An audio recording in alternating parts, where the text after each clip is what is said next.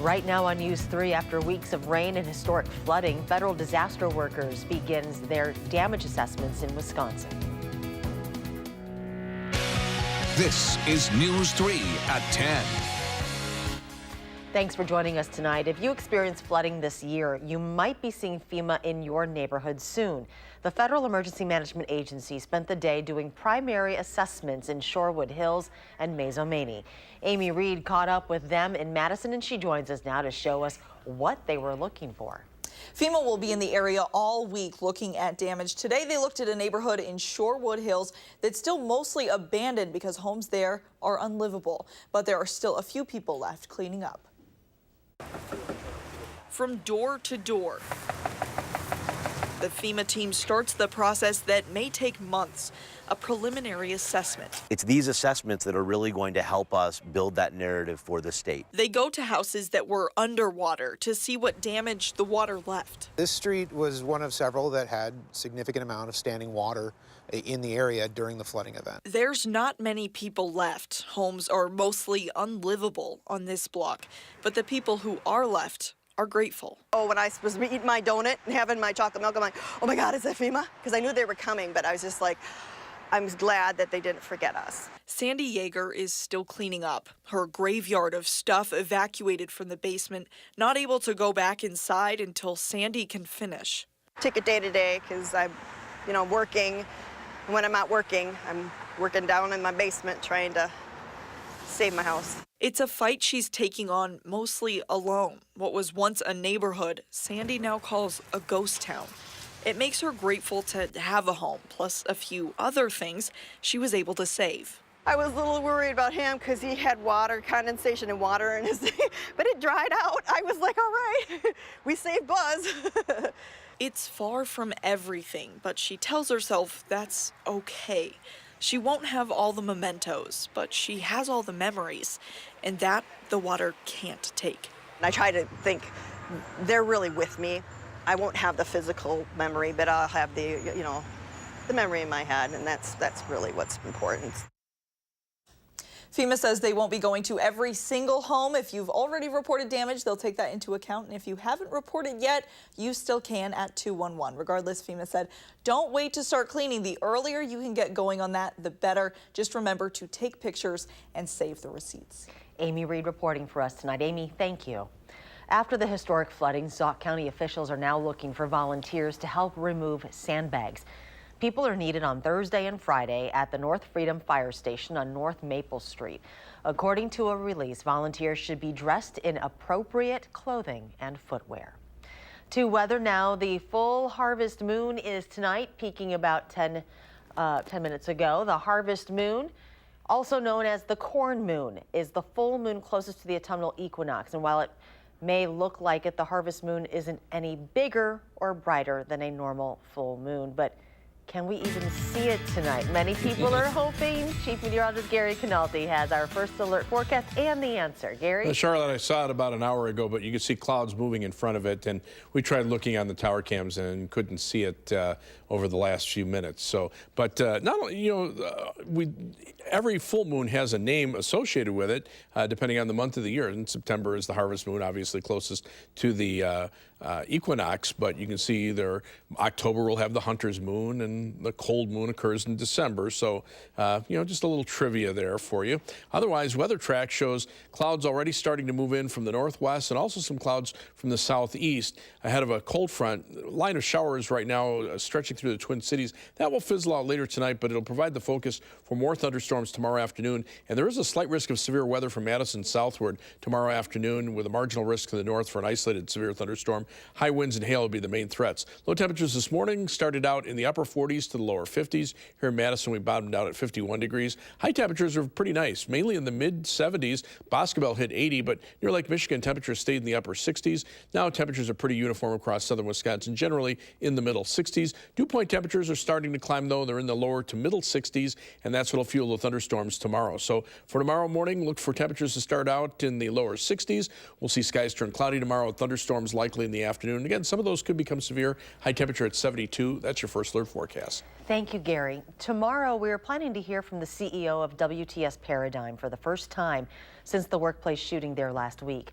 CEO Nathan Herbst will talk tomorrow morning at 8:15, and we will stream it live on our website, channel3000.com, and on our Facebook page. We're also learning more about the man police say carried out that shooting. A former Madison alder is sharing his memories of 43-year-old Anthony Tong. Chris Schmidt was in the same graduating class as Tong at Lawrence University in Appleton. He says he and Tong shared many classes together over the 4 years he was there. And Schmidt says while they were not close friends, they knew each other because it was such a small college. He fit into the norm for Lawrence University. He was quiet. He would socialize with people. He was not asocial, but he was a quiet guy. A search warrant shows police confiscated hundreds of rounds of ammunition from Tong's home, along with gun parts and other items. Tong could not legally own a firearm. At least 34 people in Wisconsin have been detained by U.S. Immigration and Customs Enforcement over the weekend. 11 of those arrests have been confirmed here in the Madison area. Madison officials say they were surprised since ICE never notified them they were in the area. Mayor Paul Soglin and Sheriff Dave Mahoney said they know their community better than ICE does, and they would know if someone was dangerous. Elected officials from across the state are in La Crosse right now for the 80th Wisconsin Counties Association's annual conference. This gave candidates an opportunity to get their messages out to local leaders. Governor Scott Walker was the first to take the stage. He announced a proposal to increase general transportation aids to repair county highways to 30%. We believe overall it's important for the transportation backbone of the state of Wisconsin. State Superintendent Tony Evers, the Democratic candidate for governor, shot back at the governor's transportation record, saying Wisconsin is ranked 49th in the country for road quality. For the last 8 years, there has been no movement on developing a comprehensive transportation policy. Other presenters at the event today, U.S. Senator Tammy Baldwin and her Senate challenger, Republican nominee Leah Vukmir. UW-Madison's 2018 freshman class is the largest that the school has ever seen. According to a release, the size of this year's incoming class is up 3.8% from last year, reaching nearly 7,000 new students. The number of international students also increased from last year. Nearly 400 people in Wisconsin died from the flu last year, twice as many as the year before. On top of that, the Wisconsin Department of Health Services says more than 7,500 people in the state were hospitalized due to flu-related complications. They say only 36% of state residents got the flu shot last year. Nearly 400 Wisconsin Army National Guard soldiers will deploy to Afghanistan this winter. According to a release, it will be for the NATO-led Resolute Support Mission. Soldiers from the 2nd Battalion, 127th Infantry out of Appleton will deploy as a security element for coalition forces operating in the region. The state National Guard is planning a send-off ceremony and will release those details at a later date. A group of 24 Wisconsin Army National Guard soldiers returned home last Friday after a successful mission helping Hurricane Florence relief operations in North Carolina. The Guardsmen, as well as 4 Black Hawk helicopters, completed 7 missions and nearly 25 hours of flight in the aftermath of the hurricane. Next on News 3 at 10, ahead of this weekend's annual Sparkle of Hope event, a local woman shares her story, a 3-year-long battle with a deadly disease. Stay with us.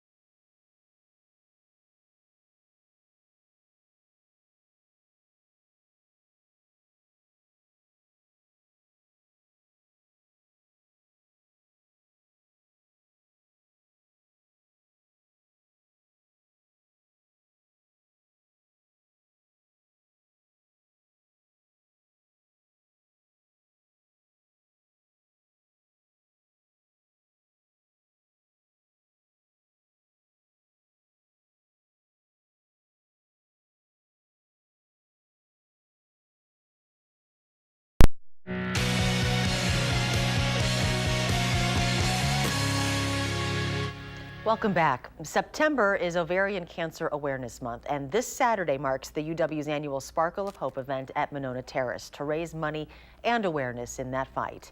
Tonight, Eric Franke shares the story of a local woman fighting to win her own cancer battle, simply to help others. Love works with everything. Hortense Momu is one of those people who brightens your day with her very presence. Make me feel alive. A contagious smile, an air of optimism. Give hugs, talk. We are all in this together. She had already raised 2 children, studying for a second career in her 40s to fulfill a dream of becoming a nurse. That's when she was faced with the challenge of her life. I was taking a class, and I felt some pain on the side of my stomach, and the pain was radiating in the back. After initially being told it was something minor, she persisted, taking herself to the hospital where doctors took a closer look. And then they did the imaging tests, and then they found out I have cancer, ovarian cancer. And they told me stage 4. Just like that, without warning, her entire life sent in a different direction. I didn't have any previous symptom. I didn't have anything to warn me about it. It was just like that. While she needed to get herself healthy, the goal of becoming a nurse to help others was never far from her mind, despite exhausting treatments. She'll come into the office throughout that time and was like, you know, all I want, Dr. Spencer, I just want to have enough energy to take my test. And I'm like, you're still taking classes? She's like, oh yeah, I have to graduate. Along with her oncologist, Dr. Ryan Spencer, with the UW Carbone Cancer Center, that dream remained in focus. Spencer, I told him, this is important to me. Help me out, work with me, and we'll do it. And he's like, I know, I understand, this is your goal, it's important to you, I'm gonna work with you. I found someone else who wanted something to help other people so bad, and I can relate to that. I could understand what her goals were and how much that mattered to her life as a human being. Even when the cancer returned in January of 2017, she pushed through, even taking exams while undergoing chemotherapy treatment. I was at the hospital, I have chemo, in one dripping in one arm, and I'm taking my exam. That's how I did it. If you see even what she's done after she's had this diagnosis, it is as much as people do when they've never had a cancer diagnosis. It's just remarkable. I had chemo brain too.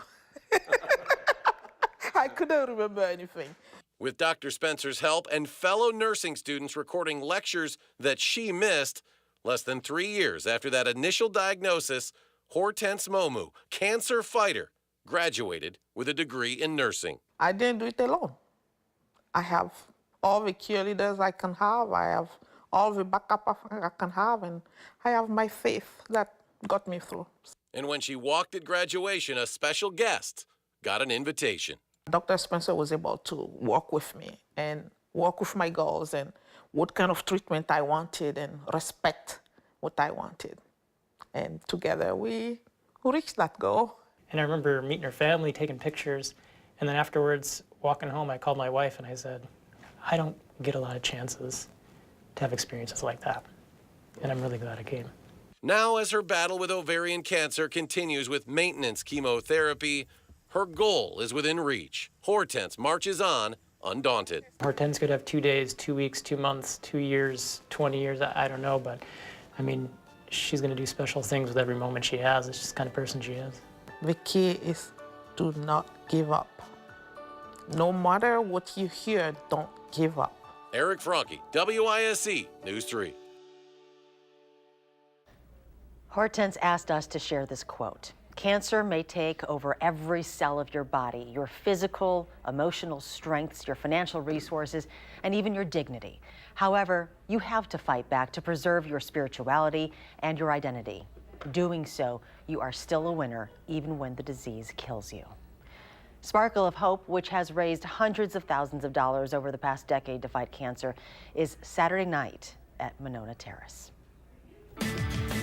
Chief Meteorologist Gary Canalti joins us now with a look at our forecast. We had a nice day today, but unfortunately, this spell of relatively nice weather will come to an end, and it'll be replaced by more fall-like weather and also some thunderstorms, too. Let's start out by taking a look at alert day that we put in the forecast for tomorrow. There is the potential for a round of strong to severe thunderstorms in the afternoon and early evening hours as a cold front sweeps through southern Wisconsin. Now, high winds and hail will be the main threats. Brief heavy rainfall is possible, but I think the flooding concerns will be pretty limited because of the fast movement of the thunderstorms. You can see tonight to our north and west there's a band of showers, a couple of flashes of lightning from time to time pushing through the Twin Cities. This will fizzle out tonight, but this front actually is just to the west of this area of showers. It's kind of outrun the front. So when the front moves eastward into southern Wisconsin tomorrow afternoon, that's when the stage will be set for the potential for some strong to severe thunderstorms. Storm Prediction Center has a slight risk of severe weather from Madison southward, a marginal risk for an isolated severe thunderstorm, even north and northwest of Madison. The highest severe weather potential, I think, is going to be down toward the Chicago area and into northwestern Indiana. That's where even a couple of tornadoes might be a possibility. Now, once the storms pass, much cooler weather moves in. Average high temperature goes from 68 to 66 over the next 7 days, and our temperatures will mainly be below that line. After the 72 tomorrow, we drop to 61 on Wednesday, 63 on Thursday, only 57 with some afternoon showers for a high on Friday, around 60 for the weekend, then back up to 66 on Monday, but there'll be some showers and thunderstorms and followed by some more cooler weather for the middle of next week. The 8 to 14-day temperature outlook from the Climate Prediction Center calling for below normal temperatures through much of the northern part of the United States. About a 40% chance here in southern Wisconsin. Highest probabilities will be to our north and west across North Dakota, to the south and east and to the south and west. That's where the best chances for above normal temperatures will be. And as far as precipitation is concerned, above normal precipitation expected over much of the eastern two-thirds of the country. The highest probabilities of that happening are from Wisconsin southward, although I'm not looking at particularly heavy amounts. Just almost like every other day, rain showers will bring slightly above normal precipitation. Time-lapse from the WISC Skycam this morning showed a beautiful sunrise, clear skies for the morning. Then you start to see the clouds coming in this afternoon, and as time goes on, those clouds from the southeast came in, and that kind of obscured the moon, so it'll be hard to see the harvest moon tonight. The live view from the Edgewater Skycam in downtown Madison, we have mostly cloudy skies. High today 76 degrees, the low temperature of 51, above the averages of 68 and 51. 66 the current temperature with mostly cloudy skies. Winds now out of the south-southeast at 9 miles per hour. So our forecast for tonight calls for a low of 61, becoming mostly cloudy. Chance for a shower toward morning. Tomorrow, look for a high of 72 degrees, and we'll see some mainly afternoon showers and thunderstorms. Some of those could have high winds and hail. If you look at future track, you can see the clouds overnight, but just a slight chance for a shower. Then tomorrow, that line of showers and thunderstorms comes in from the west in the afternoon and evening. By early on Wednesday morning, the showers are gone, skies are clearing, and temperatures are dropping into the mid-40s. And on Wednesday, high temperatures only reaching the upper 50s to around 60 degrees before falling back late in the day. Rainfall amounts generally will be around a half inch. There could be some heavier amounts in a locally heavier thunderstorm, but the 7 to 10-day forecast definitely calls for fall-like weather. Temperatures are going to be in the 60s. Friday might not even get out of the 50s, and nighttime low temperatures generally in the 40s. Almost rain chances every day or every other day, but not particularly heavy, just, kind of a typical blah fall pattern right there. Oh, boy. All right, Gary, thank you very much. You're welcome. The Brewers begin a critical series in St. Louis tonight. That story coming up in sports. News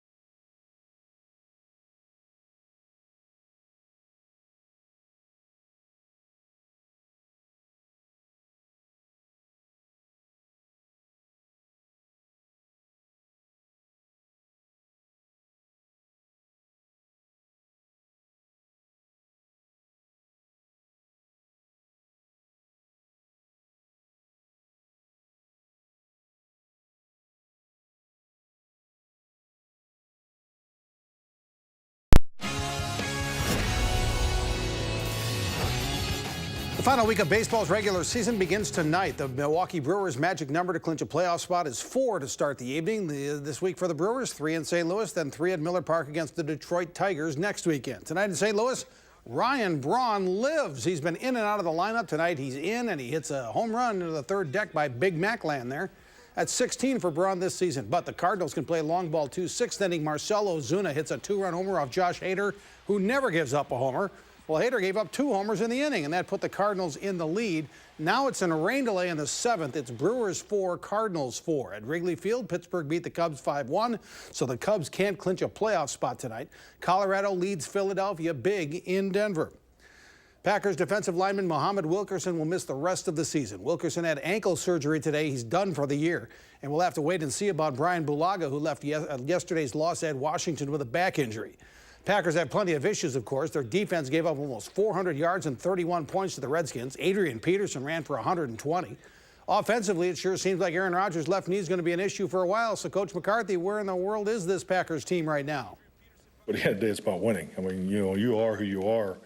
We're 1-1-1, and I think it clearly reflects to the games that we've been in. And that's what Mondays are for. It's to flush out the stuff that you don't want to carry forward and make sure we're on top of a lot of really good things and some really, awesome individual performances too. Because this has been some outstanding plays for, just for the first three games. The Prep Mania High School Football Game of the Week features 2 of the top contenders for a Big 8 Conference Championship. Janesville Craig in a 3-way tie for first with Madison, Memorial, and Sun Prairie, while Middleton is just a game behind. We're live on TBW and Channel3000.com at 7 Friday night with Janesville Craig and Middleton.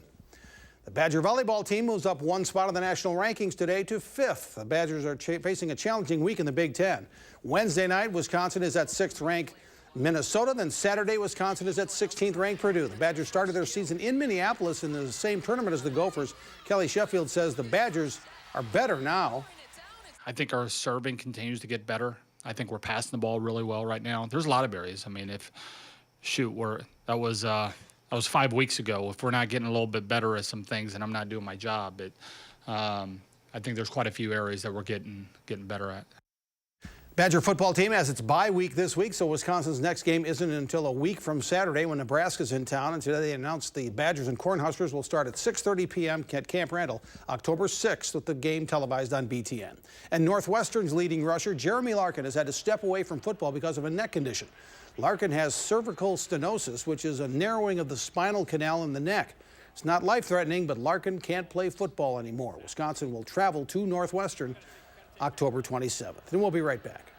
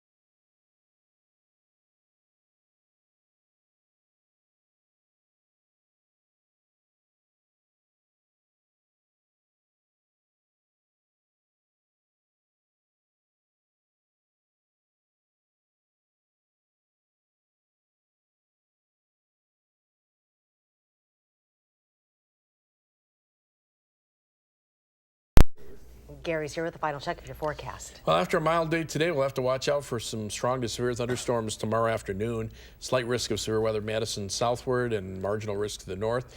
Then after those storms roll through and the alert day for tomorrow, we're back to 61 on Wednesday. Temperatures mainly upper 50s to lower to middle 60s all the way through next week. You can see almost daily chances for rain. None of those periods look to be particularly heavy, though. All right, thank you. Thanks for joining us. Do something good, and we'll see you back here tomorrow.